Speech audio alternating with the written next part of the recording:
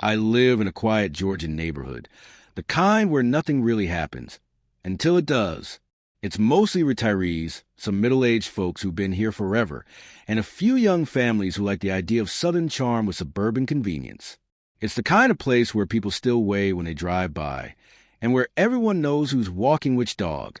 And up until recently, most of us figured the biggest threat we'd face would be an overgrown magnolia or a busted air conditioner in August. Then this guy showed up, tall, stocky, in an ill-fitting security uniform, the kind you buy online. He had a little badge clipped to his shirt, mirrored sunglasses, an attitude bigger than the cul-de-sac. He patrolled like it was his own personal kingdom. Said he was with the HOA. Never gave a name. Just started telling folks they were in violation of obscure regulations no one had ever heard of. It started small. Barking at teenagers for biking too fast. Writing fake citations for excessive lawn height. But we figured he was just another bored wannabe authority figure. Then came the punch. It was a Sunday morning. Hot, sticky, the kind of air that clings to your skin. Mr. Green, 78 years old Vietnam vet, retired school principal, was out for his morning walk. Same route every day, same Navy windbreaker, even in the heat. He was 2 blocks from home when the fake cop stopped him. No one knows exactly what was said, but voices were raised. Then there was a thud. Witnesses said the man struck Mr. Green so hard. He hit the pavement and didn't get up for several seconds. Neighbors called 911. One woman even filmed the aftermath. But the twist? Mr. Green isn't just a beloved elder. He's the town's actual mayor. Let us know in the comments where you're watching from. This one's about to get wild. Word spread fast, like wildfire fast. By the time the real cops showed up, Mr. Green was sitting up on the curb, holding an ice pack one of the neighbors had brought out from their freezer. His glasses were cracked, and there was a gash just above his eyebrow. He kept saying he was fine, but the man's hands were shaking. Not from pain, but from sheer disbelief. The officers were respectful, quick to take a statement, but you could see it on their faces. That oh crap look when they realized who exactly was sitting in front of them, bleeding on the sidewalk. Meanwhile, the guy in the fake uniform, still standing tall, arms crossed, tried to puff himself up like he'd done something noble. Claimed Mr. Green was loitering. Called it community enforcement. Even waved around a laminated printout of supposed HOA protocol. The real officers confiscated it immediately. They asked for ID. He didn't have any. Just a walkie-talkie, some pepper spray, and a print-on-demand badge that looked more like cosplay than any official anything. And here's the part that lit the neighborhood on fire. Someone had seen this man walking house to house weeks before, warning people about new rules, demanding they pay fines in cash. Said the HOA had hired him for better safety. Thing is, our HOA never hired anyone. And at the emergency board meeting later that night, the president, Ms. Carla Thomas, confirmed it. No record, no paperwork, no approval. So who was he? Turns out he wasn't from the neighborhood at all. Didn't live here, didn't own property, wasn't a renter. Nobody knew him. Just showed up one day in a badge and a vest and started giving orders like he ran the place. And the worst part? This wasn't the first time he'd done it. They booked him that afternoon, trespassing, assault, impersonating an officer. But that only scratched the surface, because when detectives ran his name, a much bigger picture started to unfold.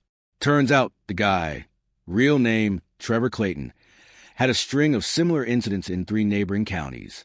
Always the same routine. Pick a quiet neighborhood, pose as private security, and start enforcing fake HOA rules. Sometimes he'd get run off in a week. Sometimes he'd hang around for months. Always disappeared before charges could catch up. This time, though, he hit the wrong man. And Mr. Green? He didn't want revenge. He wanted accountability. The man could have pressed charges as mayor, sure, but he chose to do it as a citizen. Said, I was a black man on a sidewalk before I was ever a politician. That line? It hit. Went viral, too. Someone had posted a video of the incident online. Just shaky footage of Trevor pacing and posturing, with Mr. Green sitting on the curb, holding his head. Within 24 hours, the clip had been shared thousands of times. Cable news picked it up by Tuesday. But here's what really struck folks. Mr. Green's calm. He didn't yell. He didn't curse. He didn't throw blame. When asked how he stayed so composed, he just looked at the camera and said, "Because losing your temper gives people like him what they want." The neighborhood rallied around him hard. Folks brought over food, cards. One lady left sunflowers on his porch every morning for a week. Kids made him posters. Even people who'd barely spoken to him before started calling him mayor with a whole new tone, like they finally saw him. But for all the support, questions still lingered, like how Trevor even got into our neighborhood in the first place, and why nobody stopped him sooner. You'd think the arrest would have ended it, but it didn't. It cracked something open. The day after Trevor was hauled off in cuffs, a few of the HOA board members got real quiet. One neighbor, Mrs. Jansen, who's usually the first to post on a community app about lawn clippings or kids chalking on the sidewalks, suddenly deleted her entire account. Carla Thomas, the HOA president, called an emergency meeting, then rescheduled it, then canceled it entirely, citing security concerns. And just like that, rumors started flying. See, a few folks remembered something weird from about 2 months back, an anonymous HOA survey that had been dropped in everyone's mailboxes. It looked official enough, asked about improvements to security, and whether residents would support hiring private patrol. Nobody thought much of it at the time. It didn't have a return address, just a box at the local shipping center. Now, people were starting to wonder if that survey wasn't a preview, or worse, a cover. Then came the leaked emails. Someone, and to this day, nobody knows who, slipped a printed stack of messages under every door in the subdivision. The messages were between Carla and a few board members and Trevor, apparently. He'd reached out through a neighborhood safety consulting service with a slick website and vague credentials. He pitched himself as low-cost auxiliary enforcement. No background check, no contract, just cash payments and a promise to uphold order. Carla and 2 other board members had agreed to a trial run, paid him under the table. They didn't tell the rest of the board, didn't tell residents. And when neighbors complained about him harassing kids and hassling delivery drivers, they told folks to be patient. It's part of the process. It wasn't just incompetence. It was a cover-up. By Thursday, our sleepy little cul-de-sac was the center of a media storm. News vans, camera crews, reporters asking neighbors for interviews like they were chasing some scandal out of D.C. instead of a fake security guard in suburbia. But the real bombshell didn't come from the press. It came from Mr. Green himself. He called a community meeting, not just the HOA board, but everyone, posted flyers on lampposts, even hand-delivered them to folks who didn't go online. So it was time for a little daylight. And when the night came, nearly the entire neighborhood showed up. Lawn chairs, strollers, a few coolers of lemonade, and tension thick enough to cut with a knife. Mr. Green stepped up in front of everyone, bandage still above his brow, hands steady. And he said, "I know some of you thought I was just the guy who walks past your house every morning. Maybe you waved. Maybe you didn't. But I've served this town for over 20 years. I've kept my head down, done the work, and figure if I gave people space, they'd eventually see me. Some did. Some never looked. But last week, a man hit me, not because I'm mayor. He didn't know that. He hit me because he thought I didn't matter." Silence. Then he reached into a folder and pulled out copies of a bank statement. It showed 3 separate payments from the HOA account, each one labeled under landscape maintenance, each made out to Trevor's fake company. Mr. Green didn't just have receipts. He had proof of embezzlement. "You didn't just let this man walk our streets," he said, voice sharp now. "You paid him to—" Gasps. Whispers. One board member stood up and walked out. And just like that, the neighborhood stopped asking if something shady had happened and started asking who else knew about it. The very next morning, signs started coming down. Not official notices, handwritten ones. "I didn't know. I'm sorry. We were wrong." Taped to windows, stapled to mailboxes. One even showed up on Mr. Green's porch, folded into an envelope with a $20 bill inside. No note, just guilt tried to dress itself as apology. The HOA board imploded overnight. Carla Thomas resigned by noon. 2 other members followed her lead. The fourth, a younger guy named Aaron, stayed quiet until someone spotted him loading a box of folders into his trunk and peeling out of the neighborhood like his car was on fire. People started calling him Runner Aaron after that, but the damage was done. Neighbors who used to wave every morning started crossing the street. Group chats dissolved. The book club disbanded. People weren't arguing. They were avoiding each other. The trust that held the neighborhood together cracked down the middle. And Mr. Green, he just kept walking. Same windbreaker. Same time every morning. A little slower now. A little quieter. But every step he took felt heavier, like he was carrying not just the weight of what happened to him, but the weight of what got exposed because it happened. I saw him pause one morning outside the old McNeely house, the one with the porch swing and the big birch tree out front. He stared at the sidewalk for a long while. That's where it happened. The punch, the fall, the moment everything snapped. I walked over, didn't really know what to say, but I'll never forget what he told me. They didn't see a man. They saw a silhouette, and they thought they could shape it into whatever made them feel in control. He looked at me, eyes tired but sharp, but I'm not the one who's got to live with that. It was 2 weeks later when Mr. Green did something none of us expected. He ran, not from the neighborhood, not away from the scandal. He ran for re-election. And this time, he didn't just file quietly with the town clerk. He made it known. Signs popped up on front lawns that never used to carry any kind of campaign slogan. Let Green led, printed in clean white lettering on deep blue backgrounds. No fancy slogans. No polished photos. Just a name and a message. He's still standing. His opponent? A councilman backed by what was left of the disgraced HOA circle. A man who'd spoken at Carla's private fundraiser 3 months earlier and had already tried to downplay the whole incident as a misunderstanding. But the voters didn't see it that way anymore, especially after what came next. One of the neighbors, a woman named Etta who kept to herself and rarely spoke above a whisper, stepped forward with something she kept hidden. Turned out, Trevor had approached her house 2 weeks before the punch, told her her porch plants were too cluttered, said her corner visibility was a potential safety concern. Etta had panicked. She'd cleared the entire porch. But she'd also done something else. She recorded the conversation. And on that recording, his voice, clear as day, Trevor said, "You can file a complaint, but nobody's going to listen to you. This whole place, it listens to me." That tape made its way into Mr. Green's hands. And then into his first campaign speech. He played it through a tiny speaker set on a fold-out table at the park. No stage, no microphone, just neighbors leaning in, listening, the air heavy with shame and reckoning. He didn't yell, didn't even raise his voice. He just said, "That's what happens when you give power to a lie." And the crowd was silent, not because they didn't believe him, but because they finally did. The trial date was set for late summer.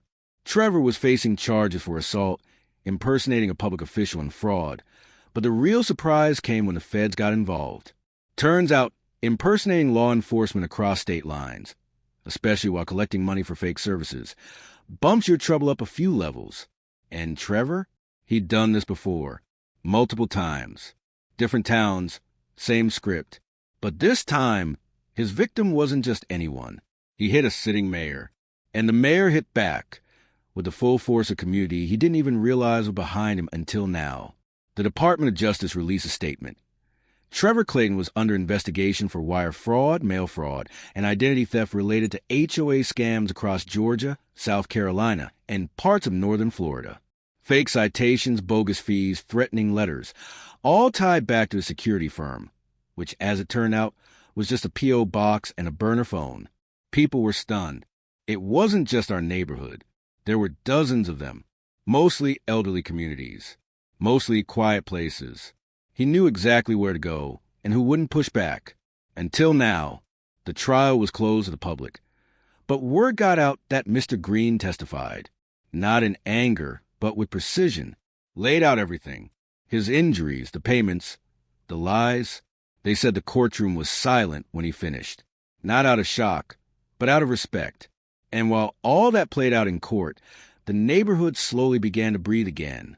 A new HOA board was voted in, this time transparently.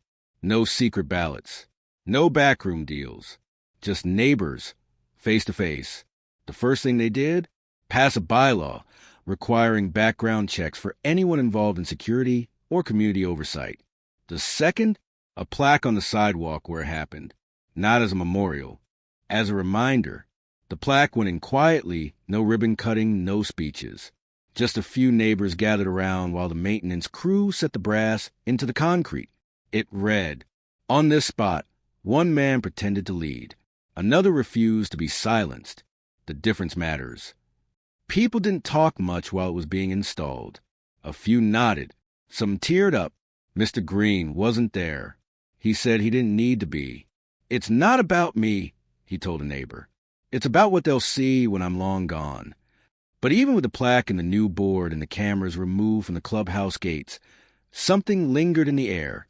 Not fear, not even anger, just a deeper awareness of each other, of what we'd missed, of what we'd allowed to slip through, because it was easier not to ask questions. Some things went back to normal. The weekly potlucks resumed. Kids rode their bikes without glances over their shoulders. Even the book club reformed, this time with less gossip and more listening. But other things had changed. People stopped assuming, stopped dismissing. That summer, I saw Mrs. Etta and Mr. Green sitting on her porch, drinking lemonade together. First time I'd seen them share more than a wave.